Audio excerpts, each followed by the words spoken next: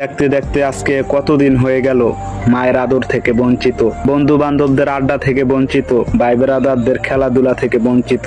এক সময় কত মানুষ ছিল, আজকে এই প্রবাসে এসে মনে হচ্ছে আমার আল্লাহ ছাড়া আর আমার সাথে আর কেউ নাই। ছেলেদের জীবনটা যে কতটা ভয়ানক এই প্রবাসে না আসলে আমি বুঝতাম না।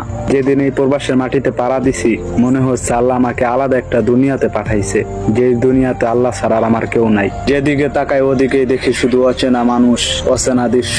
মনে হচ্ছে অচেনা একটা পৃথিবীতে আল্লাহ আমাকে পাঠাইছে।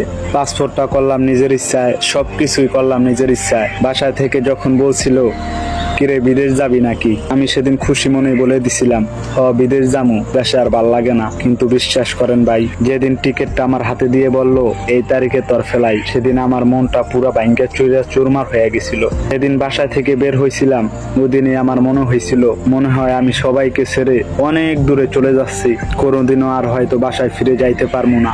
বাসায় থেকে যদি 2-1 দিনও বাইরে থাকতাম মনটা ছটফট করতো বাসায় যাওয়ার জন্য।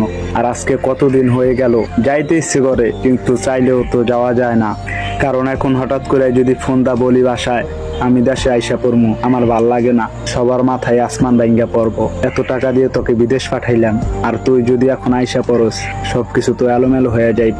শুধুমাত্র এই একটা কথার কারণেই হাজারো প্রবাসী এখন কত বছর ধরে এই প্রবাস জীবনে কাটাইতেছে। এই প্রবাসে থাকতে থাকতে এখন আর তাদের দেশে যাইতেও ভালো লাগে না। যেখানে আগে গ্লাসে পানি ঢেলে খাইতাম না, সেখানে আজকে রান্না করে খাইতে হয়। ভাগ্য আমাদের কোথায় নিয়ে আসছে।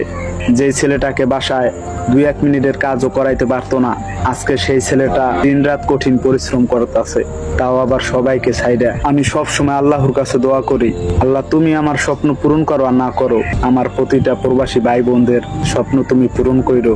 কারণ একমাত্র একটা প্রবাসী জানে এই প্রবাস জীবনটা কতটা ভয়ানক, কত মায়া ত্যাগ করে এই প্রবাসে আসতে হয়।